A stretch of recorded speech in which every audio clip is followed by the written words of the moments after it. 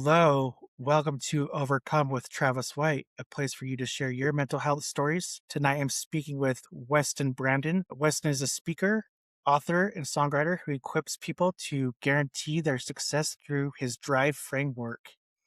After losing his first wife just 2 weeks after their son was born, Weston rebuilt his life from the ground up, overcoming grief, single fatherhood, and a complete career reinvention.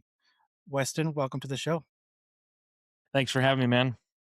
Yeah, the pleasure's all mine. I'm excited to be able to speak with you, and I think we're going to have a great conversation and be able to help some people out here. So, without wasting any time on my end, I'm just going to turn the microphone over to you. Cool. Yeah, I when I saw we matched there on Podmatch to connect on this podcast. I looked into the podcast a little bit what you talked about.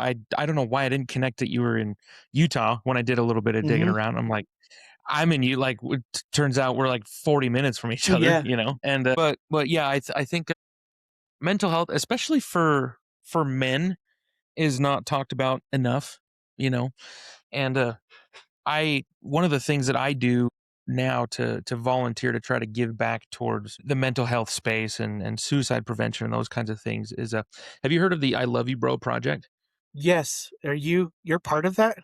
I'm one of the group leaders for I Love You Bro No project. Yeah. way. I Yep. have So I wanted help to, run the group out here in Tooele. I have been wanting to go to one of those for the longest time. Dude, Like, do it. I might have The to, closest one to you would be in Lehigh there at Cora Wellness is right in yeah. Thanksgiving Point of the mountain Maybe, there. maybe I'll just take a trip and drive to Twilla, though. Yeah, I mean, technically the Tula group is happening right now.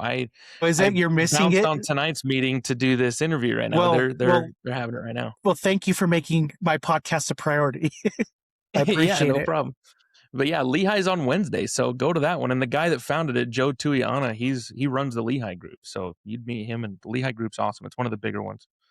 But That's yeah, that's what awesome. I do is to kind of volunteer to just give space for men to just talk about what's going on, the things that are heavy, and share wins because I think as men we talk to our families, we talk to our spouses, which obviously we should. Those are great things. But men also, I think, need a little bit of a tribe of other men where they can talk about the same things, but the other men who have the same responsibilities as them are going to get it from that type of perspective, and that I think that's needed.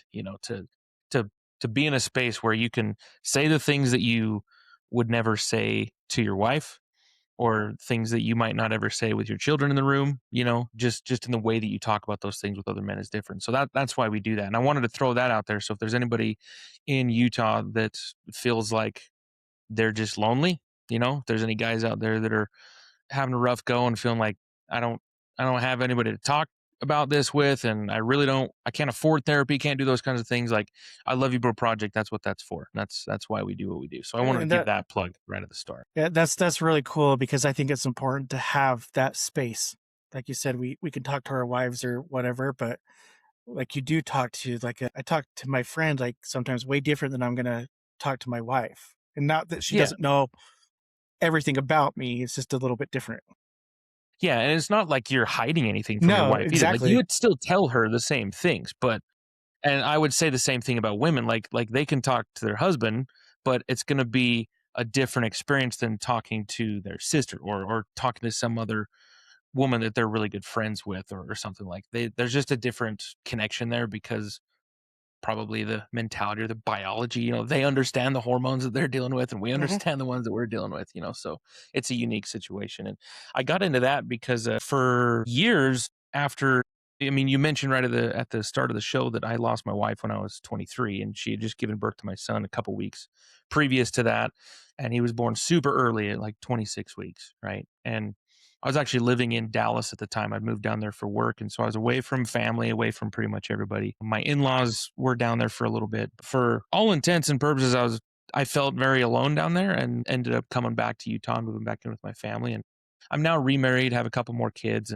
Actually, this background here for when I do my podcast, that's a picture of my first wife right there, Lauren, and her That's organ cool. donor badge and a little figurine of that somebody bought us. And then our mission plaques, you mentioned the church, Yeah. my mission plaques right there. And this painting was my first wife's favorite painting of Jesus. We were broke kids and didn't we couldn't afford a painting. So when I got a little bit of life insurance, it wasn't a lot. It was like a year's worth of her salary. That was the first thing that I got was that painting and That's cool. put that up there. And then my wife I'm married to now, her emission plaque is over here and pictures you can't see is out of the frame. It's a little over there. But the story is visually told kind of right here. And this Hmm. credenza is full of photo albums of her when she played college softball, and then there's photo albums of the kids, and just the whole family is represented right there. And like life is good now. Like you look at that story, like it's feels good to look at that. At least for me, obviously I'm connected to that, but it wasn't like that for a while. For a while it was very. I hated God. I was so upset with God, and I never wavered in my faith or my belief, but I I did not want him to have any involvement in my life for a little while because I kind of felt like his involvement screwed everything up, and there's all these things going on in my head, and I had to go to therapy for quite a while. I was very lucky when I moved back to Utah that a good family friend of ours that was in our same church ward or same church congregation, he runs and owns New Beginnings Counseling Group. And at the time, he was just starting his own practice. It's blown up since then, but he just had me over to his house and we did therapy in a little office he had in his garage, and we had sessions there once a week for a while. And I learned a lot about myself through that process that I now bring to the groups when I lead a group with the I Love You Bro project. Some of those things that I learned about myself was that a lot of the pain, well, I can't say a lot of the pain, but a lot of the really bad thinking patterns that happened through my grief weren't because of the grief necessarily. They were just amplified by the grief. And the grief kind of more broke me open to the point that the old wounds that I had in there already were now kind of brought to the surface, and they were a much bigger issue now in my head than they were before, as they were kind of buried before, older wounds from childhood or as a teenager, those kinds of Yeah. things. And had to work through a lot of that and figure out, well, who am I even? What, Yeah. how are all these things affecting me?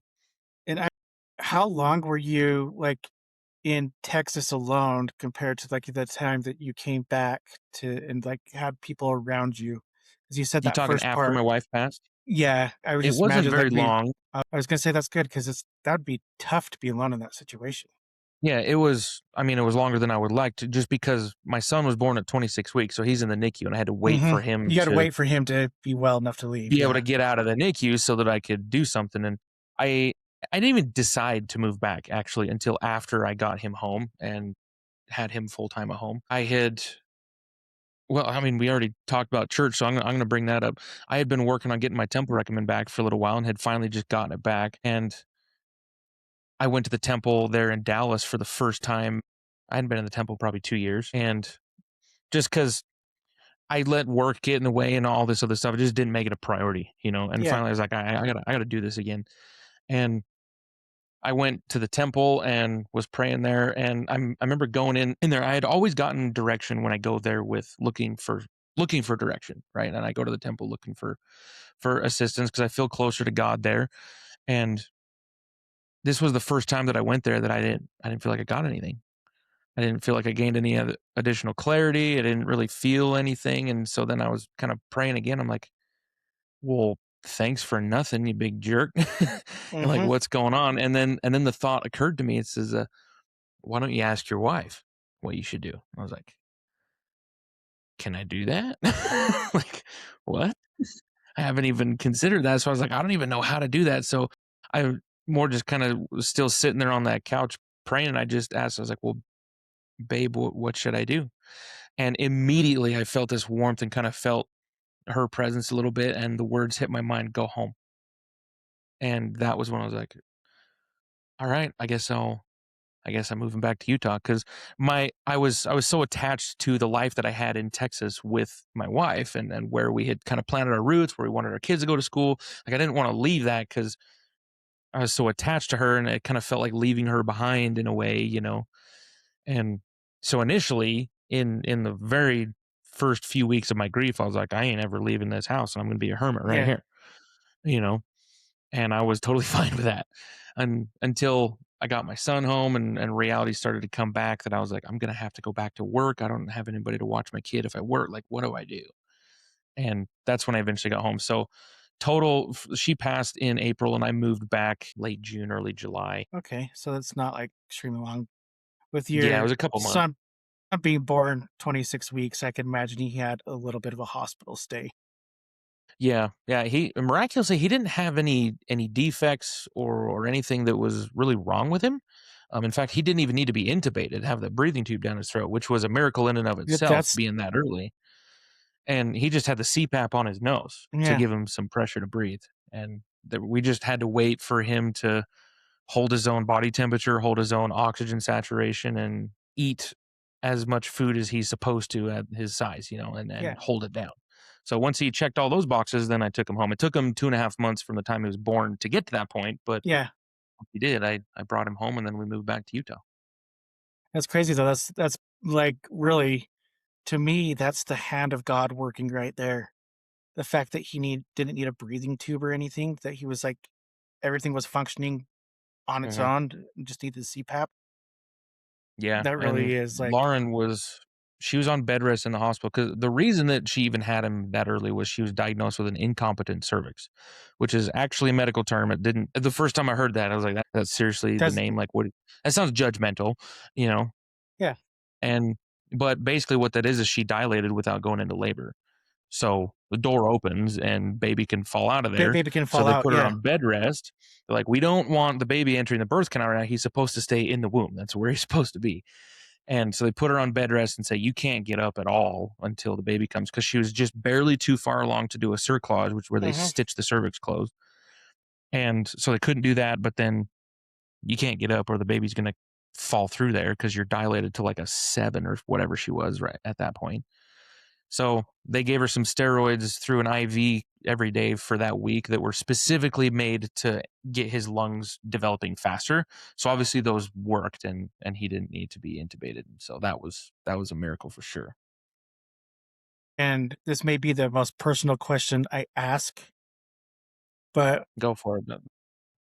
if it's something you don't want to answer, we can move on. I have no problem with it. What was it that like took her away? Like, how did she actually pass? Was there a cause for it? Yeah. That it was a pulmonary embolism that she developed just from the physical trauma of the C-section that happened because he ended up coming out Okay. breech about a week Yeah. later. He was coming out, so they did an emergency C-section. So pregnancy, C-section, bed rest for that long, like all these It's factors that kind of everything just all together. come Yeah. together. Yeah.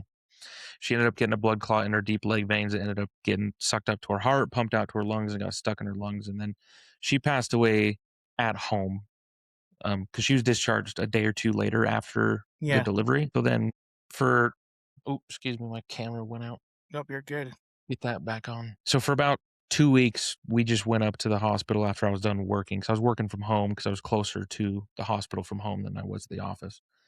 And then she just started having episodes where she kind of felt short of breath and she thought she's having some anxiety issues, which given the context, I didn't She question, yeah, you no know? doubt. And yeah, and then eventually one morning she thought she was having another panic attack and just asked me to help her to calm down. And obviously she never caught her breath and she collapsed in my arms there and passed away. And I ended up doing a CPR on her for a while there at home until EMTs showed up and they took over for me and rushed her to the hospital. And then that whole rest of that day was praying and begging for miracles and not getting the miracles I wanted. And then I Man, ended up letting her go about 2 o'clock in the morning, like 18 hours later. So that's tough. That's tough to hear. it was a rough experience, but I can talk about it now because I've worked through a lot of that, and I can, I'm at a point now where I can think about even the horrific scene that I witnessed when she collapsed and I Mhm. was doing CPR and all those things. Like I can go back to that and I can think about that and I can replay that in my mind without having a panic attack, without having like some PTSD callbacks like I initially did when it was still really fresh because I was able to work with Jason in therapy. We kind of separated the memory from the emotion so that I learned how to control when I allowed that emotion to come in and when I didn't. And the way that we did that was he had me retell what happened as if I was watching it in third person, kind of like I was a drone floating over my Yeah. own head. And I was just giving like a police report almost of like everything in the environment, exactly how it went down, like, just giving the play by play of how everything happened, specifically not including any emotions with it. And then he would have me go, and instead of saying anything that happened, he would specifically have me focus only on the emotions of what I'm feeling and only describe the emotions, not what's happening. I learned how to like separate those in my mind. And then through doing that and practicing that, I was able to get to the point where I have a little bit better control over those things now, years down the line. Yeah, and that takes a lot of work though to be able to do that type of stuff and to actually talk about a past trauma. Like it's not easy to do. So like I applaud you for being able to work through and separate that because it's I don't think everyone can do that. Yeah.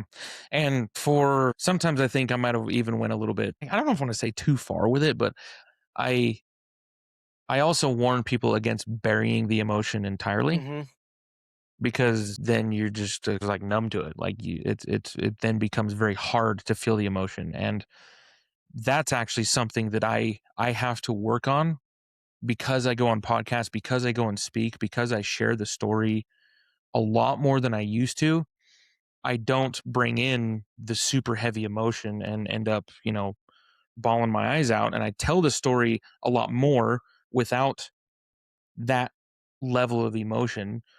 And I have to purposely go back in my own time and think about it and purposely bring that emotion back so I can maintain the emotional and spiritual connection to the story so I can still tell it Yeah. authentically, because there does come a time when I've told it on a podcast 4, 5, 6 times in a row, and I can feel I'm disconnected from It's this now. I'm too kinda much almost separation. Yeah. disassociated. Yeah, there's too much separation here. I need to I need to take a break telling the story on podcast because it's getting too saturated, I guess, with the story, and I need to take some time and go up in the trees and think about it and purposely I don't know if I wanna say, like, I need to go purposely hurt, but, like, I need to go reconnect with my emotions again, so I'm not just a robot about it. And that's I I I haven't figured out a balance for that. I I don't. I kinda swing both ways. I would say I wouldn't think there would be much of a balance for that, to be honest. Like, I think it'd be so much, like you said, swinging back and forth. It's like there's like not quite the middle ground, it Yeah, seems like. and I usually err on the side of less emotion because when I'm trying to talk about it with somebody, I'm trying to have a realistic conversation about how I can help them, you know? Yeah. And usually they're the ones getting emotional about something when they hear the stories. I'm like, if we're both bawling our eyes out, I don't know how much that's helping us. Right. I don't know. Like I said, I'm not saying I know how to do that perfectly. I'm not even giving advice there. That's just been my experience. So I want to kind of go to men's mental health here. So, with your experience with grief, what are the most common ways you would say that grief silently sabotages men's mental health? Well, grief gets buried because we have so many overwhelming responsibilities. I guess I can't say overwhelming in general because we all have the responsibility to be providers and protectors for our families. That's our role. That's our masculine responsibility. But when you're in grief, all of those other responsibilities become overwhelming because you feel like you've kind of been cut off at the knees and that the grief is taking so much of your energy to just even be present with that you don't have much energy to healthily deal with the other stress in life. So it just makes everything else harder to so much harder to actually give space for, I guess. I don't know the right way to say that, but when I found for me, I experienced this and other people in grief, sometimes the little things will just push you a little bit over to the edge where you feel like you're starting to lose control of the emotions. You start to spiral a little bit and you have to remove yourself a little bit and kind of gather yourself a little bit. So even just a conversation at the dinner table on Thanksgiving or something, that a particular topic's brought up, and it might not even be related to your grief at all. It might not even be talking about the person you lost, but it brings up something else that's causing just a little bit of anxiety or stress on you, and your ability to handle stress has already been sapped because the grief has been so heavy that day. Then that little thing, you're like, I'm out, dude. I can't. And you're like, if I'm not going to start crying in front of everybody, if I'm not going to get pissed and start punching walls in front of everybody, I need to leave.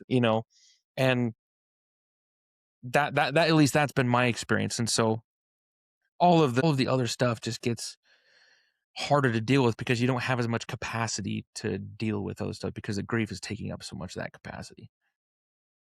Yeah, yeah, I can imagine. Try to think of my own experiences. I haven't experienced grief in the sort that you have, but it's all just rough. Like, I just life's rough in general. Yeah. I mean, men's mental health in general, I am very happy that the past probably 2 or 3 years, the pendulum has started to come back, that people have been paying more attention to men's mental health and acknowledging that it's a conversation that needs to be had, you know? Whereas I think for years and years, it was focused way more on women and men just weren't talked about, and men were expected to sacrifice everything for the Mhm. well-being of women, which not saying that we shouldn't sacrifice for the well-being of Yeah, women, but not to our own detriment. You know what I mean? Like, we still have to yeah. be equal partners in our relationships. And I think for a while, just as a culture, we swung too far one way. And now it's coming back to a little bit more of an equilibrium that I think is healthy. Like, because of people like Joe that do the I Love You Bro project, and so many more podcasts like your own, that's it's becoming more normal to have those conversations. I don't think we're there yet, but we're getting closer. Yeah, yeah, and I've had a lot of more people on my podcast lately that are opening up and saying, mentioning specifically mentioning men's mental health and how it is on the rise, and it's exactly what we need in this day and age because I feel like we have this whole new generation of, the young adults that are going through a lot of garbage right now and they don't know how to deal with it. Yeah. Um, I'm glad you mentioned young adults because that's where I personally feel called to focus on, to put effort into helping that demographic, I guess. And that's why I go around speaking to high schools. And I've been to Lincoln Memorial University talking to veterinary science students of all people. I'm not a vet, but they paid Yeah. me to go out there, you know, because anxiety was very prevalent with those particular students. They were getting ready to go out into a very high stress and also high performance career of being veterinarians, that making good money, but also having a lot of weight on them to run a practice or to take over practice. So there's business skills they had, like all this other stuff was like just like a lot of anxiety on them. Kind of felt like they were standing on the edge of a cliff and they were going to get pushed off the edge of it, whether they liked it or not, once they graduated. And so that's why they brought me out there, because that's what I talk about is, what do you do when life has you on the edge of a cliff and you don't have a choice but to either fall off the edge of it or jump off the edge of it. Like, you cannot go back. And that's also why it resonates. Like, I do a graduation speech at a high school because a lot of those kids getting ready for college, like, they've been riding kind of a conveyor belt up to the edge of this cliff, and that conveyor belt isn't slowing down. They're gonna either fall off the edge of it or they can jump far. Hmm. That's usually what my theme when I do a graduation speech is: jump far. I'm like, you're going off the edge anyways. You might as well jump as far as you can go. Yeah. And I have other things that I talk about in that as well. But the young adults in particular, I was doing some studies. There've been some national research studies. The past 4 or 5 years, there was one in particular done by Harvard that talked about how having a clear sense of purpose directly correlates to not only the mental health, but the performance of students in college. And like, I think of that and I personally think, well, no duh, you know, Hmm. but then I go to so many schools and there's so many students that don't have a sense of purpose because they've just been going through, I guess, the motions of school. And I look back at myself when I was a senior in high school and I'm like, honestly, I wasn't a whole lot different. Like I knew we were talking about the Latter Day Saint perspective. I knew I was going on a mission. That's the only thing that I had in my head. Like I didn't know what I was doing after that. So for me, it was more like coming home from my mission, and now it's like, well, I think I'm supposed to get married, right? So I guess that's the next thing I focus on, or I'm supposed to go to Mhm. college. I don't really know what for. I ended up going for sales because I figured if I could sell Jesus, I could sell whatever you're selling. And that led into my sales career. And, I just kind of figured it out and winged it. But everybody in these at these schools is, I can't say everybody, but a lot of the students, the behavior issues that are coming, the aimlessness and the lack of purpose and lack of vision really is so much worse than it used to be. In fact, I mentioned some of the other studies. I think I might be thinking of the wrong one, but there was one done by Gallup that I was reading about the effectiveness of hiring speakers to come to schools to do assemblies, and how it used to be super effective 10 years ago and they would see huge shifts. And now it's nowhere near as effective. That they still do it and they still see impact for, maybe a week after the assembly. They still have kids come out of the assembly like, oh my gosh, that changed my life, or whatever. But then they don't see the needle moving on behavioral issues like they used to. They don't see the needle moving on attendance or engagement in the classroom after an assembly for nearly as long. And I got thinking about that and doing some more asking around when I would go to speak to a school. I'd ask the counselors, I'm like, what do you think is this and this and this? And the best thing that I can boil it down to, that I found some additional evidence on, was the pandemic that we went through and the lockdowns that we went through. Like, think of the think of the stories that we weren't told with direct words, Mhm. but the stories that kids learned were now true about the world. Like, hey, your future, even where your day to day life, guess what? You don't have a say in that anymore. You don't have control over anything. And you can be all for the COVID lockdowns, or you can be absolutely against them. And, whichever side of that aisle of morals that you fell on doesn't matter, because no matter what you do on either side of those, you're still locked down. And Yeah. when that lockdown comes up is not up It's to you, not up and to it's you, nope. completely outside of your control. And then the virtual learning that you do, now you're all isolated and you don't have the human connection with people anymore. So you increase that anxiety. You teach kids that they no longer have control over their own future. And then you separate them from their peers and their mentors and make them work in these little silos at home, where all they can do is just scroll on social media all day. And guess what they see on social media during all that time? Everybody arguing about how bad the world is Bad right now. royalties. So then you get all of these paradigms of belief that the students now believe, that I don't have control over anything and it's not really worth it to even try because the government's just going to handle it all, or whatever, however they interpret what was going on, right? And then Mhm. all of a sudden, hey, we're all going to go back to school and expect it to be back to normal, and you wonder why we have so many mental health issues in school, that these kids no longer believe that they can actually accomplish what they want to accomplish. Yeah. And that take on it, I think, makes complete sense because you're taking away their livelihood. Like, you Yeah, changed everything about it, and it's like some of these kids, like, I think of the high schoolers back then, they completely missed out on some of their high school days because we had a shutdown and all this yeah, other like stuff the going on. class Yeah. of, I can't remember, there was a term for the COVID graduates, the people that never got to walk, never had the graduation ceremony, because it's outside of their control. They never got that. They got their diploma sent to them in the mail and with a letter that said good job.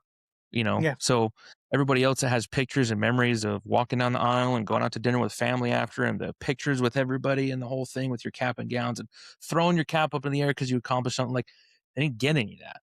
It was a it was almost a message of like, hey, you are less important than whatever else is going on, Yeah. you know? Like, what you want no longer matters. And so that teaches a belief pattern in those kids, and then they go to college and they get into a career, and you wonder why when they get any kind of opposition or something looks like it might not work out all super great, their brain like reverts back to the, oh Mhm. crap, like I need to protect myself in whatever way I did during that time. And usually people just dissociated with video games or social media or whatever. Yeah. I think also like what you mentioned, social media could play a huge role into that because what do you do when you're on social media, especially kids? You're comparing yourself to others. Mhm. And the only things that you see are the things that drive a lot of engagement, which is the Yep. extremes of both ends, right? You don't Yep. see any Exactly. where the 90% of the middle ground where everybody's actually at in life. You see the people that are either absolutely killing it or faking that they're absolutely killing it and making themselves look really, really good, which makes you feel like, oh my gosh, like Yeah. I suck because they're doing, that comparison thing that you talk about, or you see the extremes of the other end where people are just angry and fighting all the time, which I think that's probably more common That's because more people true. get such of they get an adrenaline rush over fighting online, Mm, yeah. I mean, I don't know if you looked at my Instagram before we had this interview or not, but if you do, there's one particular reel I made that's almost 400,000 views now, and it's all it is a carousel saying like, "Hey, this is Lauren, my wife. She passed away when she gave birth to my son. This is our story," and it just quickly goes through like a little timeline of how my life went. Like, I was married here, we went on a honeymoon, moved here, had the baby, she passed away. I moved back to Utah. I met another woman who's really awesome. We got remarried to have more kids. Now life is great. And that's what it is.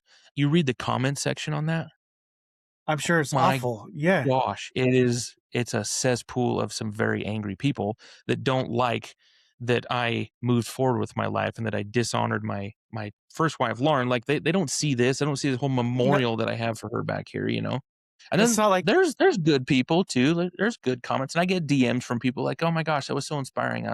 This was great. I yeah, and sent this to my it's friend clearly who's dealing with. clearly not like you forgot her. Like it's in Yeah, order like the to, fact that I'm making this video right now yes, is kind of a tribute to her. But exactly. Like, people are insane to me, and I look through like Instagram comments and stuff. Sometimes I have to stop myself too much because uh, I follow a lot of some of the political stuff that's going on, and I look through those comments. I'm like, yeah, yeah. people just like. My question is, I guess I should say this.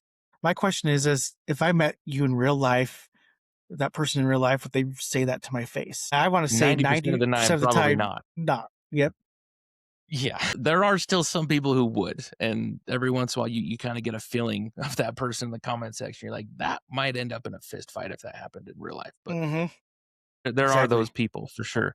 But then you think of these kids, and they're scrolling through the same stuff, but they haven't had near the life experience to give them the I guess, the lens with which to look at that through.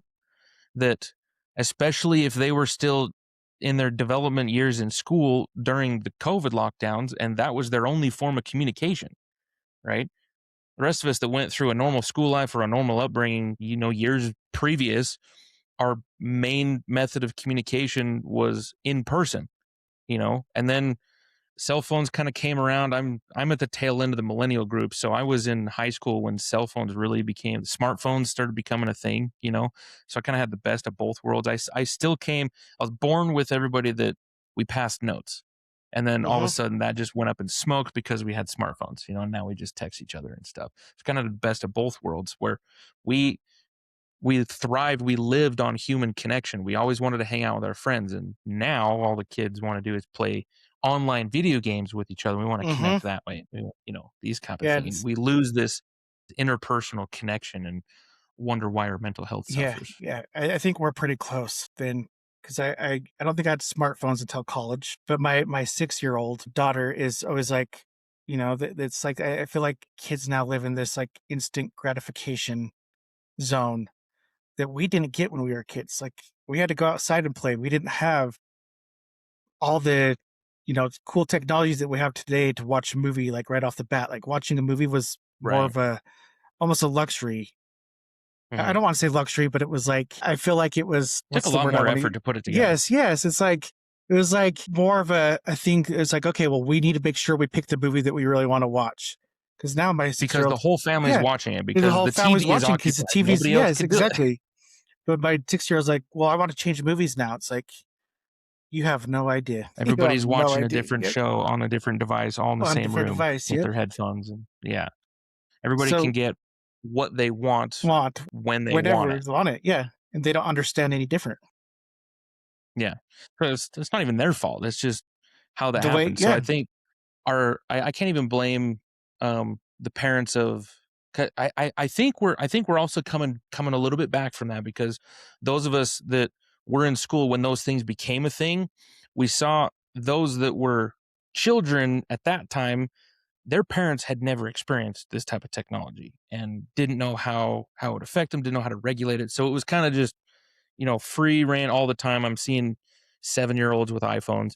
And now at least I see from my perspective that parents our age saw how bad that was, and we've Yeah. made the same mistakes and saw how bad it was for us when we first got like addicted to it. And now we're like, "Ooh, okay, we need to like pull Back the up. reins on Yeah. this." And Yep. so now we see more parents that are like, "Okay, you're not getting a smartphone until you're 16," and or some other, putting more rules on that. I think is a little bit more normal. Like the Gab phones, I see the billboards for the Gab phones all over. Like smart stuff for kids. That wasn't a thing when they first came out. It was just a freaking free for all. You just Yeah. throw everybody to the sharks and let them figure it out. So another thing that I think I mentioned it at the very first, you speak about is the drive framework. I'd love for you to Mhm. give more detail on that and how it was born. Yeah.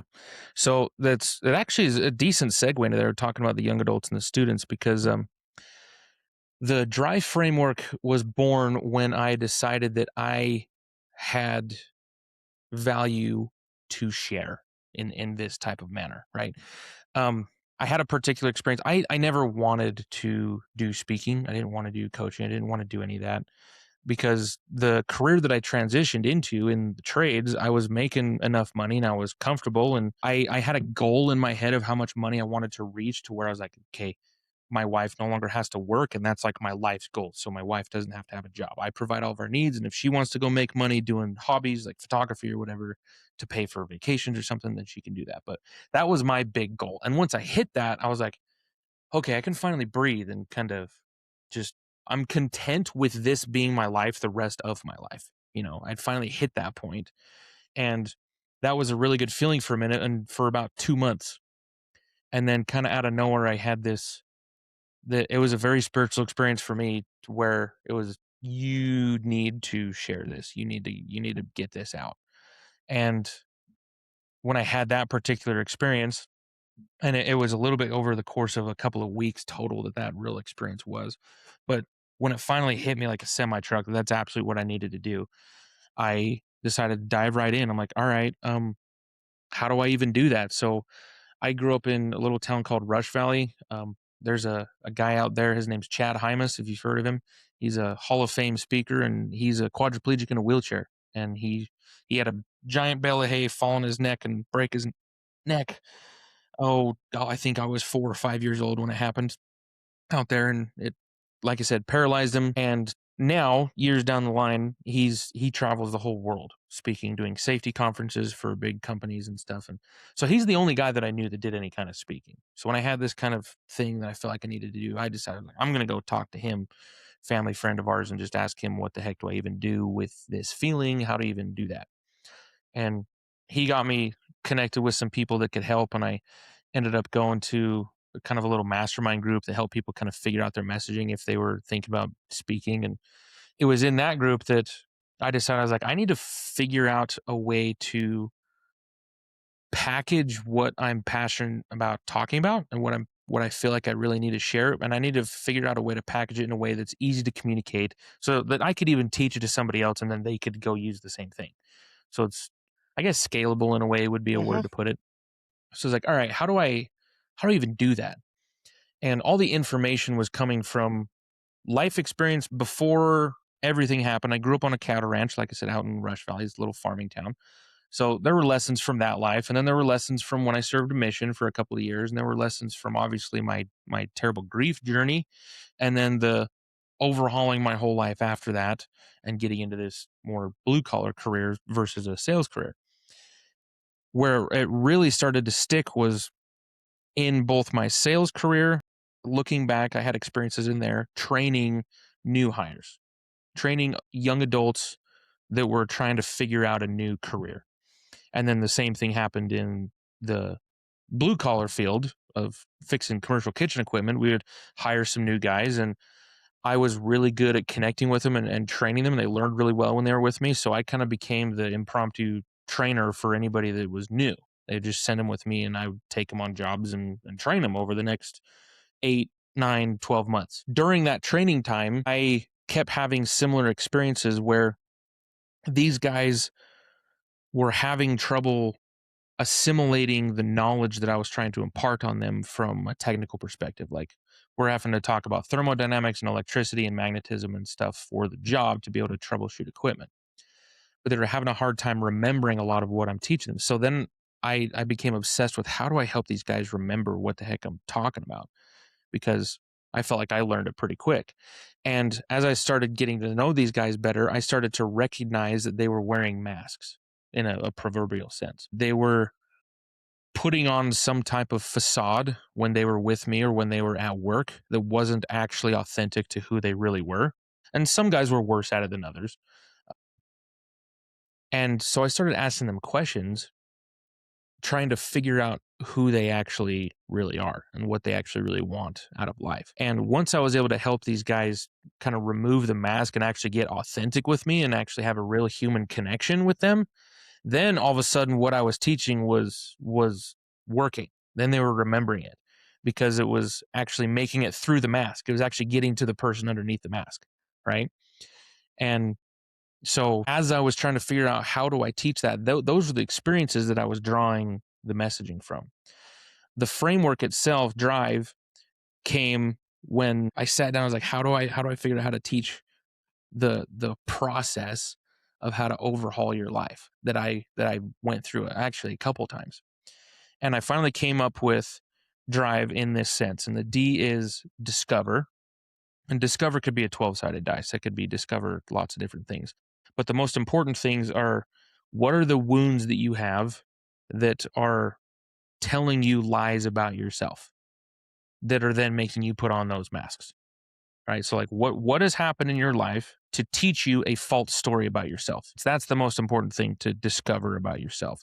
So it's really discover what lies you're telling yourself, and then also why are you telling yourself those lies? If you can figure that out, I need to remember to wake up. My camera has a stupid sleep timer on it. But if you can figure out what those lies are, well, now we can go resolve those lies, right? We can resolve some of the things that we need to fix, and that's the R. And then also the kind of the flip side of the coin for resolve is just developing a stronger resolve to continue going. The way that we do that is we invest in ourselves. That's the I. How can I invest more heavily in myself to increase my own value, to increase my own mental health, and just become an overall better person? The way that we figure out where to put those investments and how to invest ourselves is we visualize what it is that we want. And we use that as the lens to make those decisions. So the V is visualize. And when I teach the visualization process, some people call it manifesting or affirmations or something like that. Different terms that people use for it. But it's thinking in an extreme amount of detail exactly what life you want to live. What is the reality that you want to be in? And you think, like, if you close your eyes, like, put yourself physically there but also emotionally there, and write down, like, if I visualize this was my future, I would write down what the chair feels like that I'm sitting in. I would write down what the room smells like. What does it feel like in here? What else is around me? What does it look like? What color are the lights? What color are the blinds? I try to get really detailed about where I am, and then I would get just as much detailed about how I feel being there inside. Like, what's the peace that I feel and why? Like, am I happy? Why? Like, how does this feel to be here? And then that visualization is the most powerful part because it then sets the direction for all of the investments that I make in myself. And then the E of the framework is elevate.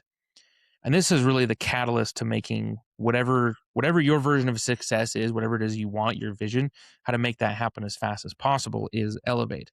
And not only elevate yourself, like elevate your thoughts and elevate your environment and all these other things, but do things so make your vision, your version of success, so that your success is elevating the people that you care about. It's elevating your family, it's elevating your friends, it's elevating your community, it's just making everybody else's life better. In fact, the best way to do that is more of a synergistic relationship. If you can find somebody that has similar goals to you, that wants to accomplish very similar things, well, guess what? Now you're a team and you're going to try your best to elevate each other so you can, progress faster. And as we do that, we just start to attract to ourselves the people, the opportunities, the raw material, whatever else is needed to create the reality, what our vision is, to actually happen in real life.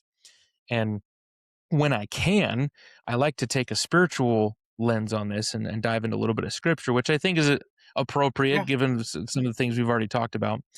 And since we're in Utah, if you have some LDS listeners, they'll recognize James 1:5. If any of you lack wisdom, let him ask of God. Right? That's a pretty popular scripture in our culture. But if James is saying, like, if you lack wisdom and you're looking for something in particular, let him ask of God that giveth to all men liberally and upbraideth not, and it shall be given him. So he says, just ask. But then the next verse, verse 6, is kind of the caveat to that. It's like you have to do it in this way for it to work. He says, ask in faith, nothing wavering. That nothing wavering part is key. And it, if that is a condition upon getting the answers that we look for, how do we make sure that we don't waver? Well, the best story that I can tell to illustrate that would be Peter walking on water. Whose idea was it for Peter to walk on water in the first place? Yeah. Now I can't even remember stories now because I'm baffled by like everything that you just said. The drive method is just like awesome. Like it's like It's a lot, but it's I'll come back to it. The when Peter walked on water, it was it's Peter's idea. Peter's If you go idea. back and read that story, Yeah. because Jesus has just got done having this, teaching and healing people for a while, and then they got appointments on the other side of the sea, basically. They're like, we got to Hmm. get over there now. And Jesus is like, I need to recharge my batteries. I'm a little like wiped out here. I'm going to go up to the mountain to pray, and y'all get in the boat and start heading over there. I'll meet you there. It's kind of what he said. And so they get going across the sea, and then the storm comes up, right? It's a boisterous sea, lots of waves, and the apostles they're freaking out. They're like, we might drown. This is kind of nuts. And I don't know why every time they get in a boat on the sea, the storm comes up, and it's like there's four different stories of them in a boat in a storm. But this particular one, Jesus is coming across the water. He's walking on water, and they think he's a spirit at first. And John even freaks out. He's like, "Oh my gosh, it's a spirit. We're gonna die." And Jesus calls out to him, and he says, "Be of good cheer. It is I." He's like, "Calm down. Be happy. It's me. You're all right." And then Peter, he says, "If it's you, I want to walk on water." He's like, "Let me come unto thee upon the water." So it's Peter's idea. So Jesus stops. He's like, "You have all the power to do that. Like, I don't even need to help you. Go ahead. Sure, do it." So Peter's like, "Well, if Jesus said I can do it, well, I believe I can do it." So he actually steps out of the boat. That's how we don't waver. We actually step out of the boat. Because if you're in the boat asking, I need to walk on water here, but then you never step out of the boat, You're not that's taking that wavering. risk. Yeah. Yeah, you're not doing it. You're You're not getting jumping, stuck. Yeah. right? You're not exercising faith. So then he steps out of the boat and he starts walking on water until what? He starts to fear. It Fail. says that he looked around at the storm and he saw the rough waters and he began to fear, Fear. insomuch that he began to sink. So the reason that he walked on water was because he actually believed he could and he didn't waver. And the only way you can prove that you don't waver is you actually act, you actually do it. So his faith made him walk on the water. And Jesus is just like watching it happen, you know? And then he starts walking to Jesus. He takes his eyes off the Lord, looks at something else, and he began to fear. That's the caveat that I always point out. Is like people say, well, it's because he wasn't looking at Jesus. I'm like, no, that's not what the scripture says. Says the reason he didn't fear was because he was looking at Jesus. The reason he sank was because he Because he's feared, feared. because he started to doubt. So he began to sink. And then he called out, Lord, save me. Lord grabs his hand, he lifts him up, and then Jesus kind of gives him a burner. He's like, oh, ye of little faith. Like, oof, And so when we first read that story, I think sometimes we think, dude, if walking on water is little faith, then what the heck is my faith? Mhm. Like, God, mine sucks. But the more that I read that story and prayed about it, I think that Jesus was more saying, not your faith was little. Your faith in this moment because you're sinking is little compared to the faith that you just showed, right? So to bring this all back to the drive framework, all I'm doing when I go to a school or I go to a corporation or I go to some nurses association meeting or something, when I'm teaching them drive, all I'm teaching them is how to do what James says, how to actually act in faith and not waver. That's all I'm doing. That's But I'm super giving them cool. a completely different, way to think about it. So I'm going in there, I'm like, the Bible's in my back pocket, basically. I'm teaching scriptural principles here, but I'm doing it in a different lens that it's accepted in a Yeah. secular world, right? And because of my background in the trades, I had to study, like I mentioned, thermodynamics and electricity and all this. I bring in a lot of analogies of ways to think about these things on how the world works and use that to tie it in. And I talk about becoming magnetic to attract to us the things that we want to do. And how do we become magnetic? Well, a magnetic field is only generated when a charged particle is in motion. On the molecular level, it's when an electron is actually moving, then then a magnetic field is actually generated. But if no charged particle is in motion, no magnetic field is generated. Now, why that's the case, we don't know. We have no clue why, but we've studied enough that we understand that that's how it works, and we understand how magnetic fields interact with each other. We can harness that power to turn the lights on. That's why we can have this conversation, because we know how magnets work, basically. When we really boil it down, that's why. And so if we understand that that's how the universe works to attract and repel things, because remember, being magnetic, like a magnet doesn't just attract things, it pushes them away too. And I think people are the same way. When we actually have a vision for what we want and we actually move in that direction, even if it's not specifically in that direction, like we don't know exactly where we're going to end up. We don't know sometimes exactly what it is that's really calling to us, but we have a general idea. As long as we are charged with that vision, we're charged with that idea and that faith, right? And we actually move in that direction. Well, then guess what? We begin to attract the things that are actually in harmony with that, and we repel the things that are not. We become magnetic. And that's how I talk about it in a secular frame. But all I'm doing is saying, like, this is how you exercise faith, guys. This is how we Yeah. live by faith. So the funny thing is that you brought up faith. I've actually been working with an acronym using the word faith Well, nice. What's it? because Let's hear it. so here's my take on it. It's so let's see. Long story short, back when I got engaged, I started having seizures really bad and went through some mental health things. I was engaged for a long time, 10 years, about 10 years to be exact. And just because Yeah, that's a long time to be engaged. I couldn't hold down a job and I was so emotionally unstable and I didn't realize it for a while. The seizures basically went away. I had migraines for years, had some smaller seizures, maybe like once or twice a year. This last year, they came back full force. I got a different diagnosis and my mental health just went completely downhill. So every time that this happens, my faith kind of wavers. Like I basically what you said, I start questioning God. Like I've not completely fallen off the bandwagon because obviously I work for the church. So I've brought my way back, but for since this last year, I've been toying with this faith method because this is how I got through what I got was able to overcome what I was able to use to overcome what I was going through. Uh, so F is for foundation. What are you going to build your foundation on? Like when you're in those dark moments, like when you're going through a crisis or a hardship, like for me it's God. Like for somebody else it might be something else. Like doesn't I'm trying to disregard religion here to a point, but because You have to have something you have to that's have pretty rock something. solid.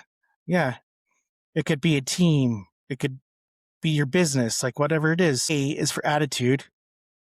Do you have the right attitude to go through life? Like I can't remember where I got in life with a bad attitude because it just made me dig myself deeper in a rut. I is for integrity. Are you being honest with yourself? Are you being honest with others? T is for trust. You need to trust in yourself and have that community of others to trust in. Because I think without trusting in yourself, you tend to make poor choices. And once you find that trust within yourself, like you can turn your whole life around. And H is for humility. Are you being humble, showing that side of yourself? Like don't think that you're better than anybody because to me nobody's better. We're all equal. I think that's key what you just said there, the equal thing, because I think too many people, when they talk about humility, they think that they are intentionally putting themselves below other people. Yeah. And I don't I see it don't that think that's way. true humility. Yeah. I think humility is acknowledging that you are equal Yeah. in also the positive ways, right? Mhm. That I am absolutely capable, and you know, it, it's it's possible to do that without having pride. And I think pride is that I am better than And God. I yep. I don't need God, or I don't, these other things that I have to lean on. Is I think the pride is when you take upon yourself way too much credit, Mhm. but not with the humility. You're not casting away your trust and your capability. I think that's why I really like the trust part too, because you can't really trust yourself if you're saying that you're not as good as somebody else Yep. and calling it humility, right? Exactly. That's just self sabotage. That's a terrible way to look at it. So I like that a lot. In fact, just today, I was thinking while you were talking about that, the faith acronym that you were just talking about was, I bet you, I would make, can I make an assumption about you real quick? Is that okay? Yeah, that's totally fine. I would bet that you struggle fairly often with actually living that acronym, I actually do. And right? it's a work in progress. And I can say that I've made more progress in the last like year. And it's because and I think I struggle with that. Like I completely have struggled with faith for my entire life. It's like if I'm trying to think of how to say this. It's like every time like something huge happens in my life or there's a challenge, it's like I blame, there's times where I blame myself, I'll blame God. And it's like, no. But then in the end, I always like, it's because I didn't have the faith I needed to get through this. So you're saying that you have had a Yeah. lot of And I've had a repetitions on lot of living that. repetition. Yeah. You've had a lot of practice. Yeah. Yep. So I was thinking the same thing, because just this morning I was having I was having a rough morning. I'll just put it that way. I had to get up super super early for work. I left my house about 5:30 a.m. this morning to go work on a grill in Arctic Circle up in Roy, and had to do a big job up there. And last night, I had gone and met, I mentioned Chad Hymas before. He's one of my mentors, and I have gone so far as to hire him as my coach. I've paid him thousands of dollars to be like my mentor in this speaking stuff, to really help me with it. And it's been awesome. But I had been hitting a wall of like, I am just like beating my head against a brick wall here. I'm not making the kind of progress that I had been making. I'm just feeling stuck, you know? And so I drove out to his lodge out there and I met with him, and I told him, I was like, hey, I've basically decided that I am going to do this full time within a certain amount of time. I've put a time frame on that, and I've talked to my boss about that. And so I need to replace that income, right? If I'm going to be able to do this full time, that it's something that I feel so called to do, that I feel is like my purpose in life. And I was like, I think I have some paradigms going on in my head, some belief systems that are holding me back with that. And he's like, well, I think I have an idea of probably what some of those are, but let's start with what's the number that we got to reach. So I'm like, what's the vision, right? How much money do you need to make? And we're going to work backwards from there. How much money do you Hmm. need to support your family if you're going to transition to this full time? I told him, I was like, I need to make 100 grand in a year to be to replace everything that I have and be able to afford my house and like not be super stressed out, Hmm. right? Anything less than that, I'm like getting tight. I'm like, "Grr." So like that's the number. He's like, okay, we're gonna. So your goal, you're here. What you're gonna do now is you're gonna work to where you're making 10 grand a month. So slightly overshooting that, but that's what you're gonna break that down to your month. So how many proposals for speaking do you have to send out in order to land a gig? And if your gig is X amount, we just work the number system. Like, what do we got to do every day to hit that? How many proposals do we have to send out? So come up with my number, and I was like, you need to send out a minimum of 2 proposals a day. So your goal is gonna be 4. See if you can hit 4 if you're doing a Monday through Friday thing. And I'm like, okay, I'm going to get up an hour early every day, and I'm going to just work on kind of some outbound prospecting, trying to connect with people and see if there's some opportunities I can dig up. And that's what I'm going to do. So I come home from that. I'm like, all right, basically I am now, I had been having my mother, who's actually my business partner, handle some of my outbound stuff. And I just been working on the creation side of things for a lot.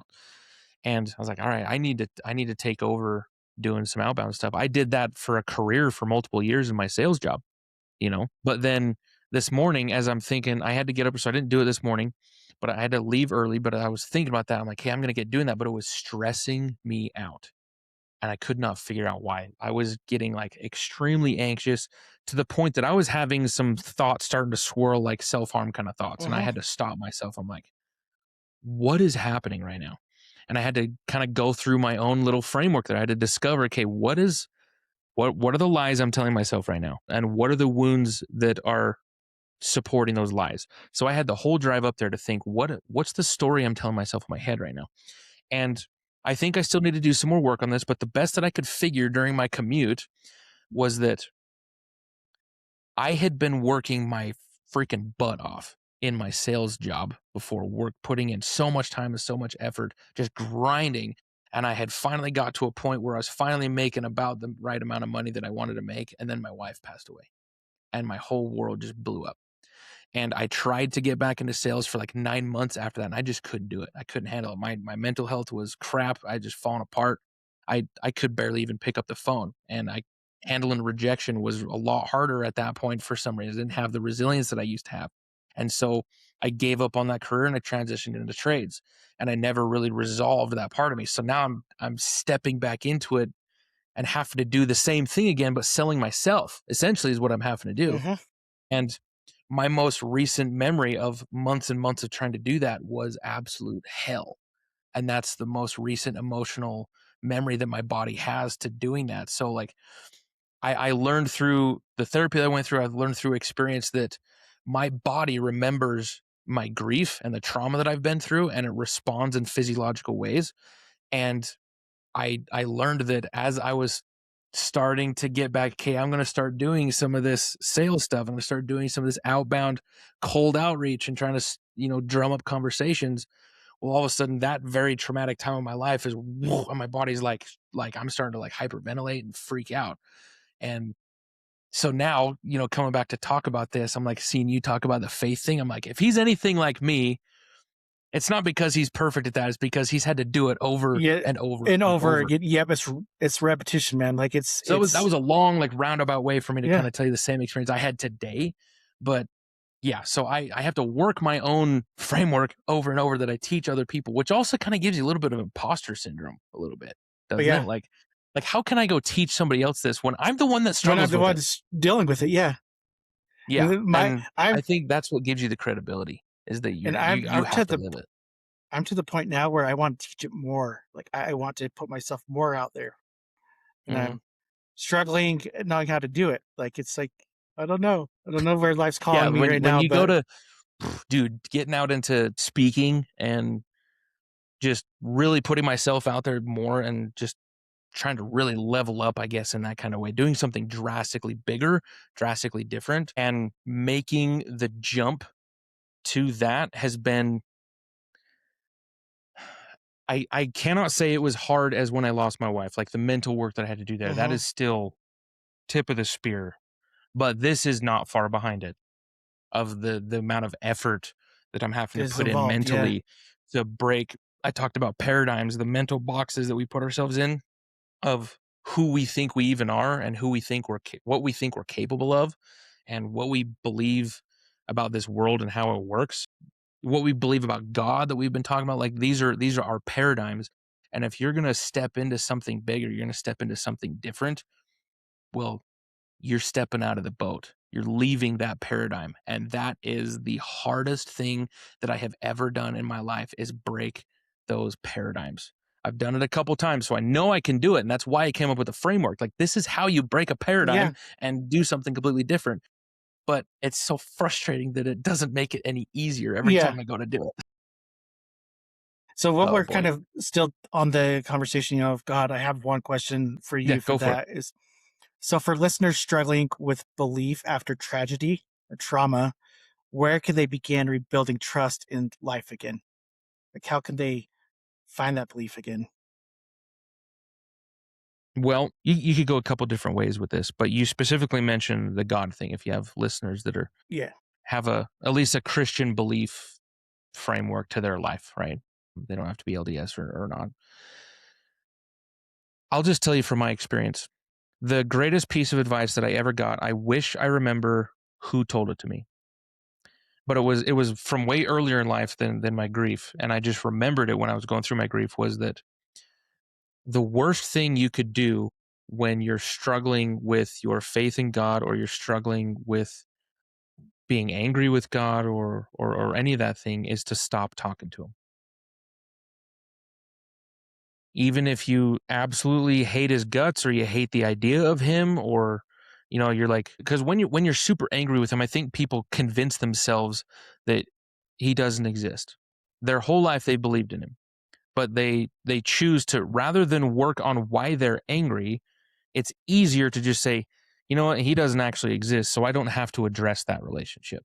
I don't have to put in the work to work on that relationship, because it's easier to just cut it off, and I'm just going to pretend it doesn't exist, right? So I will take credit for myself.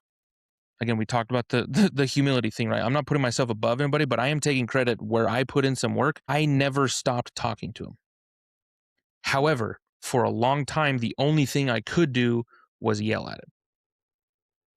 And I specifically told him multiple times in prayers, like, I don't want you to do anything for me, which was probably dumb of me to say. But I was basically like telling him, like, I want you to leave me the frick alone. I'm just telling you how I feel. And if you are who you say you are, then you can help me with these feelings. And so I'm giving you my feelings, and you can do whatever you want with them. Good night. And then I'd leave it at that. And that was kind of the routine for a little while. And I was an angry, bitter person, but because I was still having those conversations, I was at least opening myself to having experiences with God. Eventually I started having more experiences with God.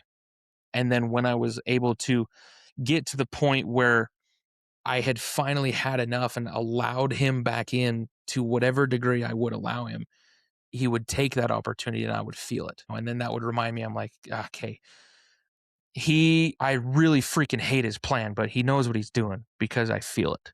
I Mm-hmm. feel the progress is being made. I feel something here. I have no idea what it looks like, but because I can feel the progress, I at least trust in that. And that's the only thing that I had to go on for a while, was that I just felt intrinsically somehow that he was still there with me in the pit, and he was kind of climbing out of it with me.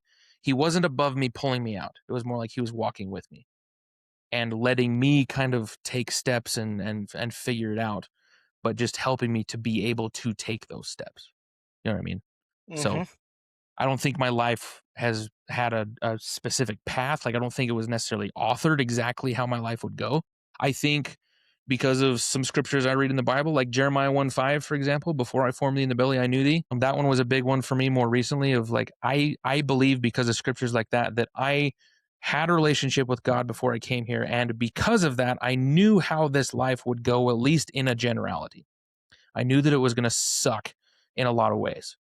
And I might have even known some specific details about some of the really big pivot points that I would experience, like losing my wife.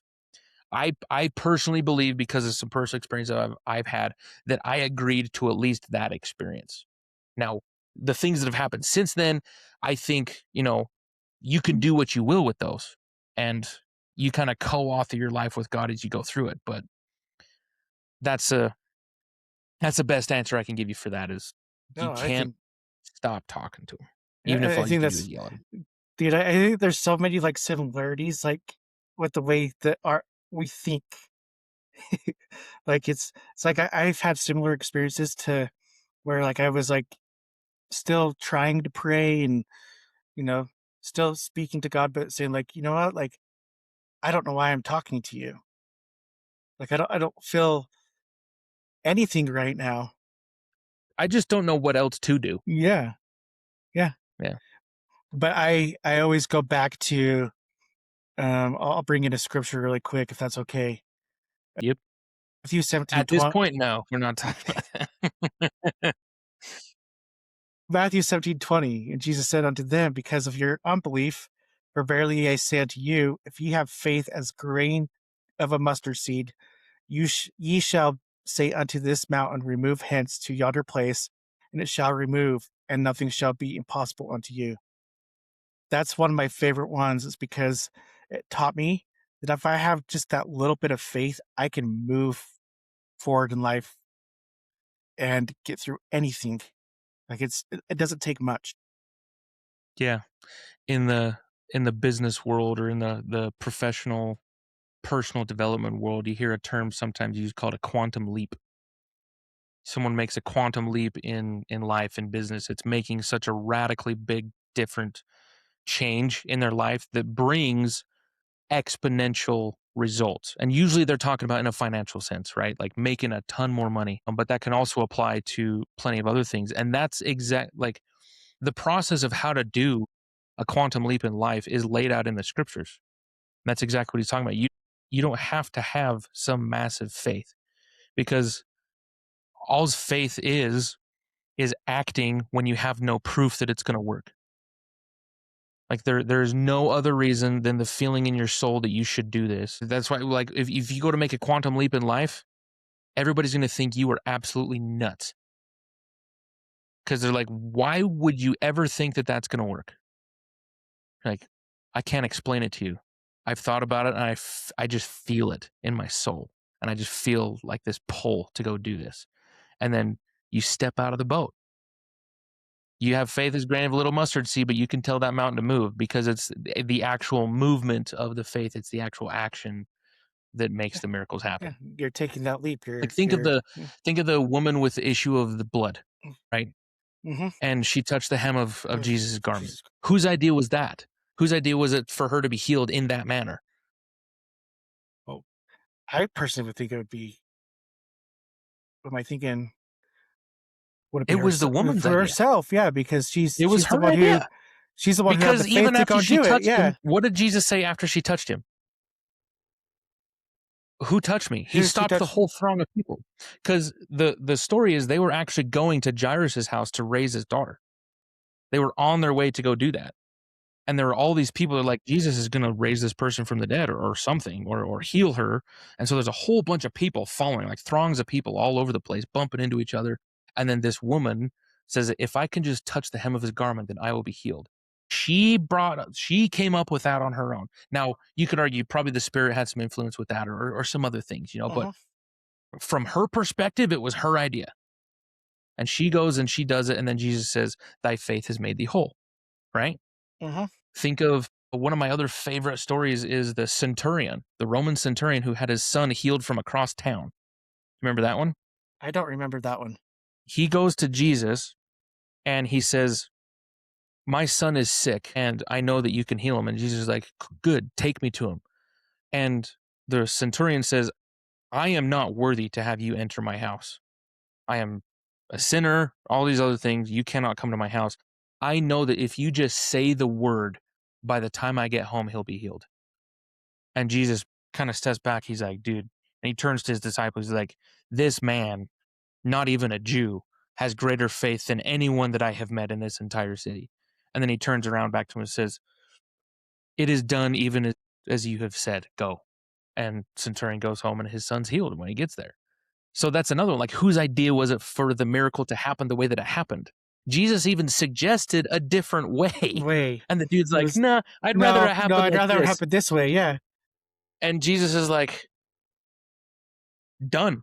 Cool. Awesome. So that's why, like, I talk about the drive from, I talk about all these things about creating success the way that you want it to look. That's how you co-create miracles with God. You get a vision for how you want it to happen. You're going to have a feeling that I should go this particular direction, but the how you're going to get there is completely up to you. And a lot of times when we're looking for miracles, we're asking God, like, please fix this or please do something. And the only real missing piece is we just haven't told God how we would like it to be done and then go act like it's going to happen that way.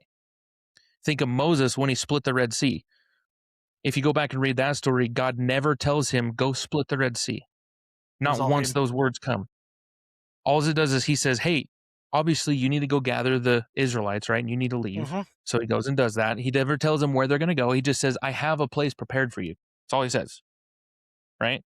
So how many times do we pray and we get kind of a peace like, it's going to work out. I have a place prepared for Yeah. you. But you're like, okay, cool. How are we going to get there? And crickets, So you know? that's my problem. Is it's like my wife will tell me this all the time. She's like, you just need to believe. Like, and it's like if things don't go a certain way within a certain time frame, and I don't see it, that's when I just It's start hard to believe, losing man. myself. Well, I mean, think of because the Israelites had the same thing. Since we're talking about Moses, when they said go that way, that's basically all the Lord said was go that way, and he went before him and they followed him. Well, that way's a dead end, bro. That way's Hmm. the Red Sea. And if the Egyptians have decided they're going to come kill all of you, going straight to the largest body of water in the Water. region is a bad idea, right? That's a death sentence. You're just going to get trapped there. But they go there anyways because that's where the Lord says to go. Then they get there, and the Lord doesn't even tell them what's going to happen. All the Israelites start murmuring. They're like, great, Moses, you've led us to our death. What are we going to do? And Moses is like, that's a really good question. I don't even know. And so the Lord drops a pillar of fire, blocks off the Egyptians so that now they're stuck between this wall of fire and the Red Sea Mm. with the Egyptians on this side and drowning to death on this side. And he doesn't tell them anything. He just stops it and lets them sit there and think about it. And then Moses goes out to the water and prays. And the only thing the Lord says was, with this staff, you will do my wonders. So then Moses is like, I have an idea. He just Splits parts. the Yeah. Red Sea.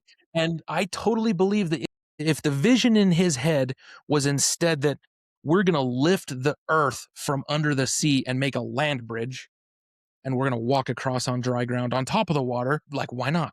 Why would that not work? That would work just fine. I think that's totally how it would happen. But no, Moses is like, you know what? We're going to split the sea in half. We're going to walk through on the bottom. Cool, accomplishes the same purpose. I don't think it matters to the Lord how it's done as long as you get there. As long as you get How there. you Yeah. get there is up to you. And you just tell him, this is what I'm going to do. And unless you tell me something different, I'm just going.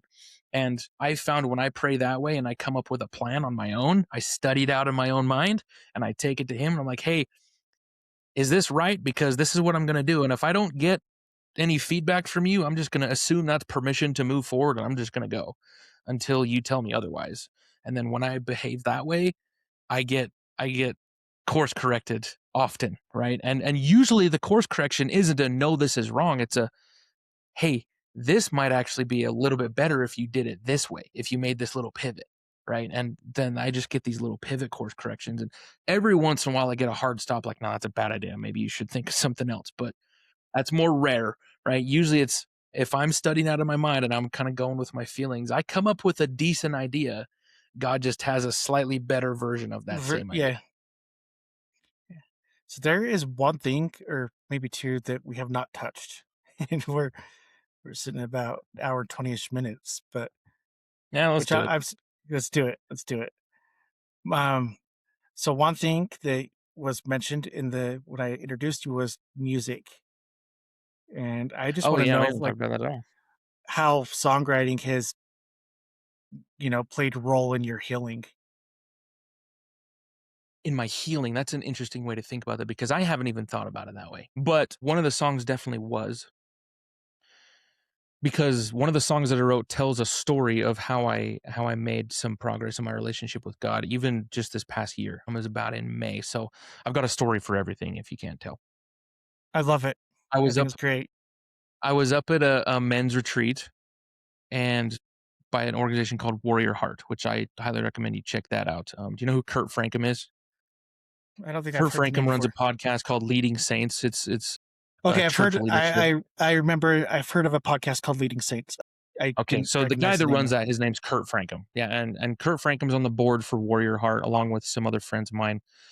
And they do this Christian men's retreat based off of a book called Wild at Heart, which is a Christian book written by a guy named John Eldridge. And some of the things that I talk about in the book that I wrote, that's another thing we haven't even talked about was my book. That's the other way I was going too. After this, But yeah, there's a whole other thing about that. We could do 3 episodes, man. yeah, But when I was up there, I went up to this men's retreat based off of a recommendation of a friend, and he said, "Hey, I think you'll get some clarity about what you should do with your speaking career, and like what you want to do if you go up to this, and just separate from all the distractions and go spend some time in the mountains, just you and God in a journal." That's basically what this retreat is, and it's very mental health, but also spiritual health relationship with God based, kind of both hand in hand.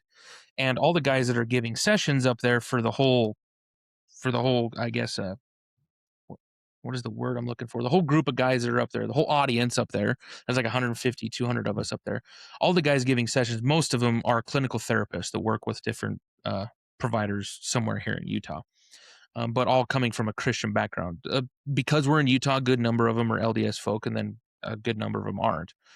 But there's this one particular session that this guy gave about fatherlessness and how us as men all have a fatherlessness wound that we need to address. Even if we had the most amazing fathers on the planet Earth, they still fall short of God. And whatever that gap is gap that we have to forgive our father on earth, our dad here, for falling short of. And so they're kind of talking about that particular principle, and it made sense to me logically, but I did not relate with it in my heart because I realized that my fatherlessness wound that I had was actually with God, and that I felt like my dad was a better dad than God was. And I never realized that. This whole time that that I've been writing my book, that I've been trying to build a speaking career and get my name out there and pushing really hard on that, there had been an overarching, excuse me, not overwhelming, overarching frustration with God about the whole process in general. Because as I mentioned before, I had reached a point in my career where I had finally kind of made my goals and was kind of comfortable. And I'm like, I'm good with my life being this way. And then I have this experience out of nowhere that tells me, nope, I'm going to take a hard right turn and start doing this. I was very frustrated that I had finally got my life to a point where I was comfortable again. It took me 6 years to get there again. But the moment I do, God says, nope, yoink, and pulls that away and says, you're going to go do this. And there was are you freaking kidding me? Like, can you just leave me alone and let me be happy? You know? And I didn't realize that was going on in my head so much until I got up there and they talked about this fatherlessness one. And I had this like epiphany. I'm like, oh my gosh, I have some issues with you still that we need to talk about. So then after the sessions, nobody's allowed to talk for like an hour. You just go out by the campfires, you go out in the trees. It's just you and your journal and God. And the only people that can talk is there's some people with a neon armband that are part of the prayer team. And if you need somebody to pray with, you go grab one of them. But other than that, it's pretty much silent. And so I go out during this kind of vow of silence, they call it, and I start talking to God, basically saying, like, you know what? I just realized that I view you as an abusive father. You have kicked the living crap out of me. And I don't feel like I did anything to deserve the crap that you've put me through. And I just kind of, all these feelings and thoughts had been buried so deep in me that I hadn't even really realized they were there, just all started pouring out. And I finally got all of that out and kind of gave God a chance to get a word in there. And it felt so good to get all that out. It was heavy, but it was like I was crying, I was bawling my eyes out. And then the spirit hit me like a freight train, and the words, "You asked me for this," hit my mind. Not in the sense of like, "Shut up, you deserve this," kind of a thing. It was more like that scripture I mentioned, Jeremiah 1:5. They Mhm. actually used that in the presentation before I formed the belly. I knew these. So that scripture was already kind of bounced around in my head. And so from that kind of perspective that you asked me for this was where I was like, oh my gosh, I knew that this was going to happen. That was that experience that I had. And I was like, geez, oh my goodness, this isn't God punishing me and turning me into a tool that I don't even want to be, and being some kind of drill sergeant, just like, this is how it's going to go, whether you like it or not. This is him in his mercy allowing me to experience the things that I needed to experience so that I could become the person that I told him I wanted to be, which is probably hard for him to watch, but he's got to let me go through it because that's what I wanted. I wanted to become whatever I am later. And this is what the opportunities that I had to have so that I could build myself into that with his help. And so then, I kind of have this just changed my whole perspective on the freaking universe. Like, this is another big paradigm shift that I just had in this moment. And they ring this big bell and say, hey, the next session's about to start. So I don't realize I've been out there for 45 minutes, bawling my eyes already. And I start walking back to the barn where they have this session. And I'm kind of done. I'm just kind of trying to gather myself again and take a breath. And then the spirit hits me again. And the words was, it's time to write your song.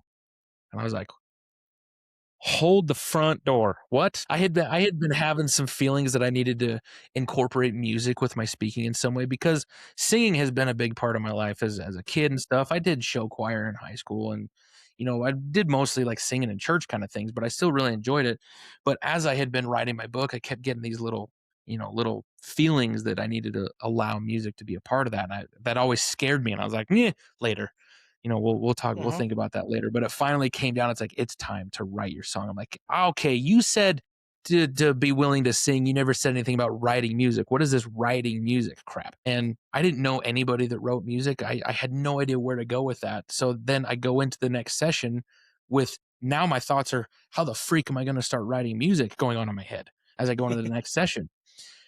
The guy that gets up on the stage as like this kind of little intermission, he's got a guitar. He says, "Hey guys, my name's Steve. So and so asked me to write a song for this retreat.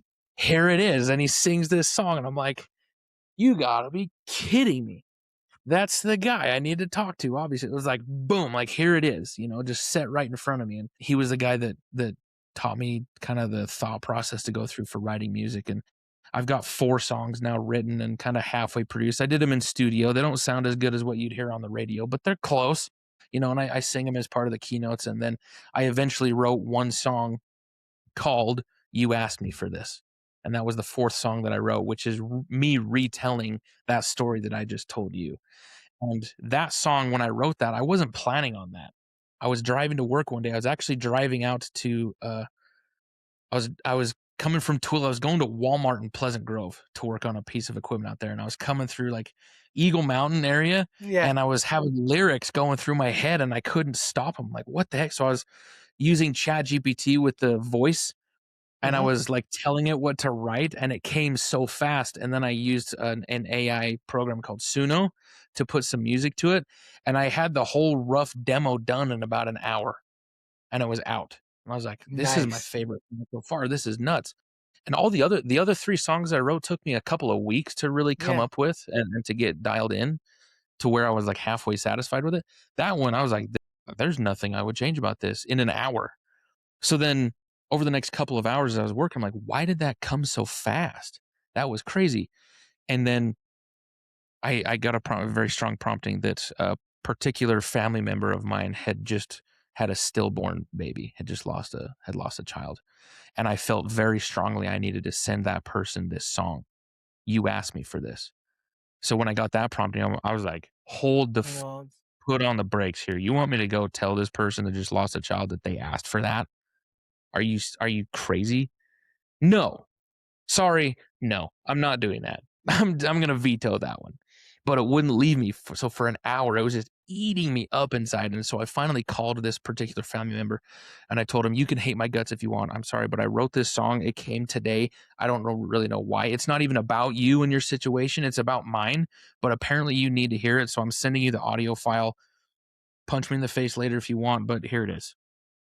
And just kind of left it at that. And then waited the whole rest of the day. I was like biting my fingernails and stuff. And they finally sent me a text that night, like, big long paragraph. And I'm expecting to get chewed out, but it was like, that's exactly what I needed to hear. Those were the thoughts I was already having. I'm printing these lyrics out, putting them in a memorial box with the baby, all this kind of stuff. So that's that's how it's been. That's been the experience with the music. And now when I go speak, I bring that music with, and depending on what the situation yeah. is, I'll sing that or I'll sing that one. And it's a key part of what I do now. So cool. You have so many like different aspects that we could, I feel like I know. you could take pieces of everything, like you said, and have like 3 to 4 different episodes here. I know. Like, obviously, I could talk a lot, right? So The the last thing here, let's I want to hear about your book. I know this is a lot of topics that we've covered tonight. I'll keep this one short. I promise. I'll No, you're good. You're I'll good. I'm give you the enjoying clip this. notes.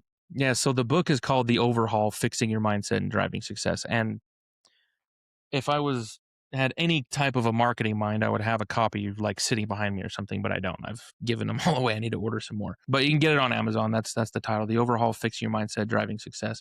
And that was the book was the very first thing that I did when I decided, like, I have to do this sharing my story thing. I have to do this speaking thing, whatever that even means. I was like, well, I don't even know how to communicate what I'm so passionate about coaching these guys at work and the other people that I work with. So I'm just going to write a book. And that's what kind of forced me to really nail down my material and nail down how I teach it, and some of the stories that I use and the analogies that I use. So I wrote it more honestly, I wrote it more for me than I wrote it for anybody else. It was my way of how do I how do I teach this to myself so that somebody else could actually understand it, you know? And so the book uses it's really broken down into three sections, and I name those three sections ignition, the shift, and launch. Ignition is some of what I need people to understand about how this world works, like some science stuff, so they understand how I'm teaching it in the middle part of the book, where I call it the shift. And the shift is like, we're going to change the way that you think about everything. And now that you understand kind of where I'm coming from a science and also a faith based background, now I'm going to teach you how to change the way that you think. Now, now that we're going over the drive framework is really the meat right in the middle. That's the shift. Once I get done with the drive framework, and I've taught that in multiple chapters, then I go into launch and like, okay, well now here's what you do with it and go, right? And I leave people like, ready, set, just run. This, if you understand this is how the world works, and this is how, in my opinion, faith works, and what the scriptures tell us, and this is the framework of what I teach on how to actually apply that. Now, here's some guidelines to actually applying it. That's basically it. That's the book. It's How do really you cool. overhaul your life from my perspective? You have so many things going on that it's awesome. Like I love what you're doing with like the framework that you're teaching.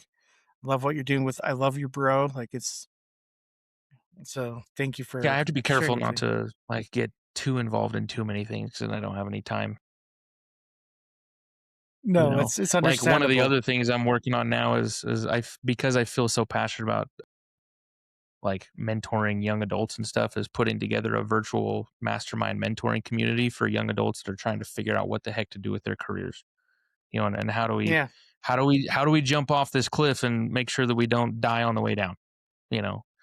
And so I just barely I just got a email today from the guy that's handling the back end of my systems and doing some of my web building. He says, "Hey, I just finished the landing page for your new mentoring community offer. So now I get to go nice, tweak a couple of things and actually start mentioning that to people."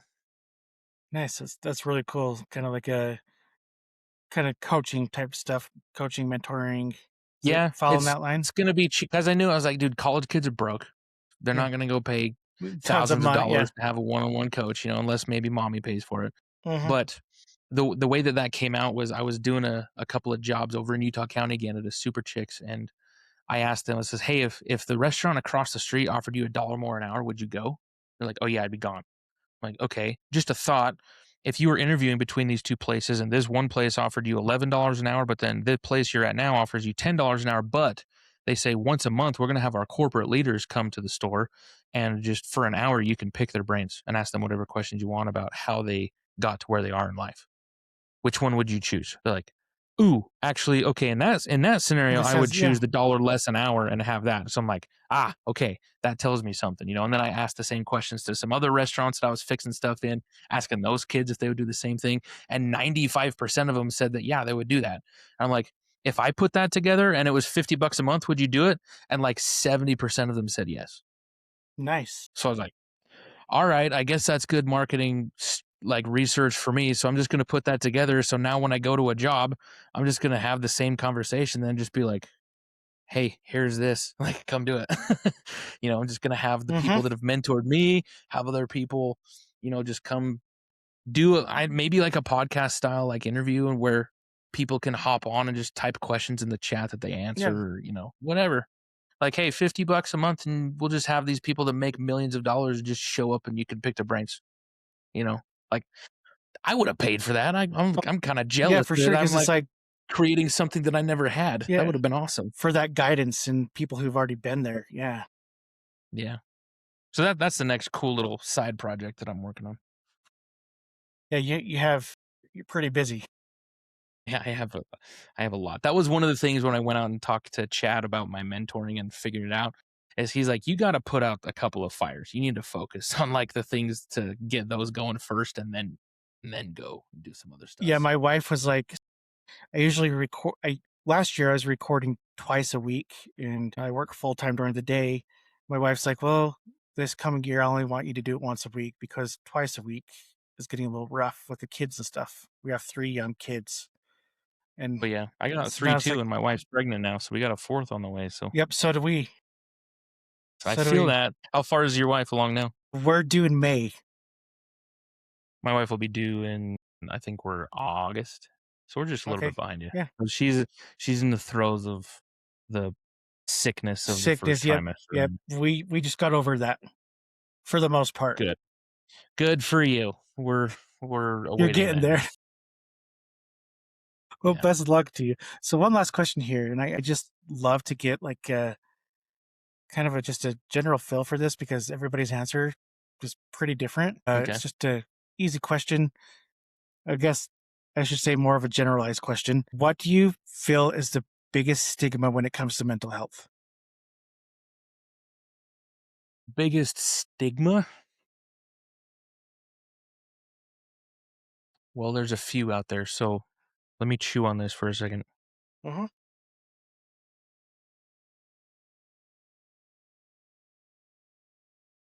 Well, I'll tell you from my experience with the I Love You Bro project and talking to men just about every week about it, that one of the biggest stigmas is probably one of the classic masculine stigmas around mental health is that if you need that help, that it's a weakness in some way, right? That admitting to somebody that you're broken to one degree or another is somehow admitting that you're less valuable, which is not true, right? That you're something wrong with you from a value proposition standpoint, I guess, where you say, "Is there something wrong with me?" I'm like, "Dude, there's crap wrong with me." Yeah, there's gonna be some stuff wrong with you. Hmm. Like, you know, we're not in heaven yet, so yes, there's gonna be some stuff wrong with you. But just the way that it's thought about by men in general is still we still have a lot of work to do in that regard to where we can convince men that admitting that they have some mental health things that they need to work on is not synonymous with admitting that you're less valuable, that you don't offer as much to your family, that you don't offer as much to those that love you and to your community and to your friends. And that telling your family that you're going to a men's support group is somehow like only people that have issues and are like pedophiles or like doing some terrible stuff go to support groups. Like there's still a stigma around the type of people that go to support groups that is not true. They think that you're going to a loony bin or something, and you're gonna come out like if you're gonna go hang out with crazy people, then how are you gonna come out of that? People are gonna convince you that you need drugs or something like that. So Awesome. yeah, I think that's it. That admitting you have mental health struggles is normal, and talking to people about it should not be weird. Yeah, that's one of the biggest things I struggled with is actually admitting that I had a problem because I was so afraid of what everybody would think about me. So, but now it's like I've learned I don't care. Yeah, I don't care what you think about me because I'm gonna do what I want to do, regardless if you approve or not. I think it's also interesting, and I have a feeling you'll probably agree with me on this. Is that a lot of men say that they don't care what people think about them, Yeah, a but lot of you men can do. tell, you can tell that they're full of crap. Yes, When yes, I totally like agree. you look them in the eye, you're like when me or you, I get the feeling like when I look at you and you say that I don't care, like I don't feel a disconnect there. Yeah, But when a lot of other men say like I don't care what you think about me, like I don't believe you. I can't put a pin on exactly how you said it that makes me not believe you, but there's something in the way that that's communicated that is yeah. inauthentic. And I have a whole theory on why we can pick up some stuff on that, which is going to require another hour-long episode. When you finally own your own stuff and you say like, yeah, I have some issues with mental health that I have to work on, and I am owning that, and I am proud that I put my value in my willingness to put Mhm. in the work rather than the way that I look to other people, Yeah, right? And I know that I have more value because I am humbling myself in the way that I'm putting myself on even plane with everybody, realizing that it doesn't matter what other people think about me. That has no bearing on how well I'm able to provide for my family. And that has no bearing on how well I'm able to do my job or this, that, or the other, right? It's literally just a self image thing. And when I can figure out that I can control my self image then all of a sudden the world just opens up. Like I can do anything. And it's when people have made that connection, and they have to make that connection all the time because, like I Hmm. said, sometimes we waver and we come back. But when somebody can actually stand on their own 2 feet and authentically say, I don't care what you think about me, you feel that. And it's not in like this. I think a big piece of it is that it's not said with bravado, right? I think too many men put on this kind of macho mask when they say that I don't care what you think about me, and it's said with like I don't care what you think about me, like, yeah.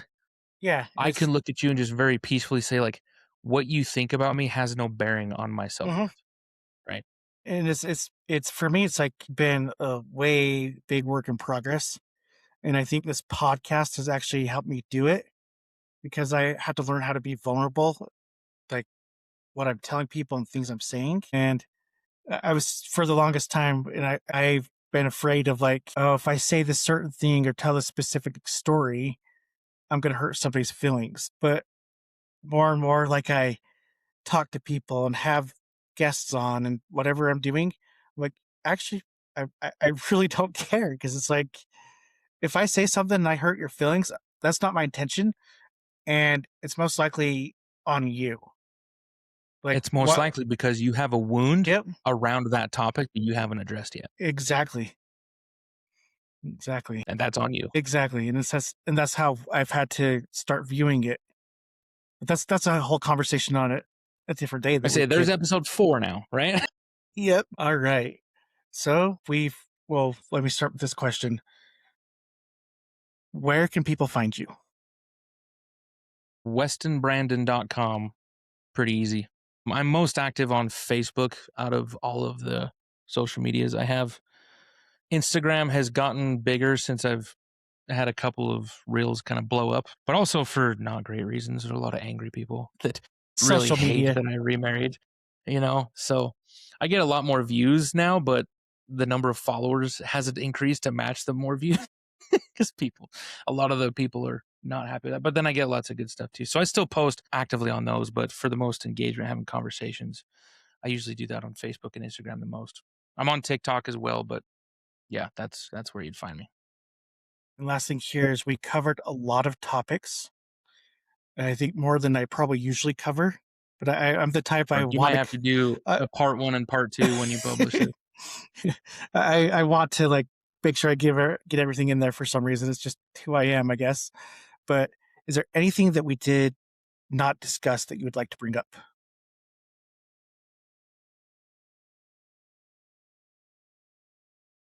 I don't think so. I think at some point, each of my little branches of what I do has been mentioned, you know? The biggest thing that my biggest priority that I am working on right now is speaking in more schools. The Drive framework has turned into what's called the Drive Success System, which since we were talking about breaking paradigms and we talked about, you know, those issues with our youth and our young adults Hmm. and those beliefs that they have about themselves, I've created that system to intentionally break those belief systems. The problem with those belief systems, though, is that they were instilled through a lot of repetition, right? Interpreting the story a certain way multiple times over a long period of time. And it takes repetition to rewrite the story about yourself. So just doing an assembly, just doing one speech doesn't cut it. That doesn't happen in that way. That can inspire you and make you think differently for a short amount of time, but then the deeper ingrained beliefs come right back. So I've got a student journaling system as part of that that the students do every week for the entire school year. This came actually out of working with some school counselors and a superintendent up in Idaho of a really rural school district that hired me to go help students become proud of where they're from is what they originally asked me to do. And I'm like, okay, there's something else going on underneath that. Like, why are you asking me that specific of a question? Like, why are you concerned that they're not proud of where they're coming from? They're like, well, because these issues and these issues and these issues. And I'm like, it sounds like this is probably going on. Like, I had a pretty good idea. I was like, how about I ask the students some questions and see if I can come up with some deeper answers? And I found the answers I was expecting and presented them to the school. And I presented them with a plan on how we can rewrite those beliefs and actually accomplish lasting change. That's where the journals came from. And now it's the Drive Success System that I pitch to schools. It's pretty cool. That's the Yes, thing that I'm most proud of right now that I'm really trying to push. So if I was going to say anything, that would be what I'd mention. that's really cool. Well, Weston, it's been a pleasure speaking with you. Thank you so much for taking the time away from your night to be on my show. Yeah, thanks for having me, man. Went longer, I think, than either of Yeah, us planned, but yeah, it went by yeah, fast. That's yeah, we have yeah. fun.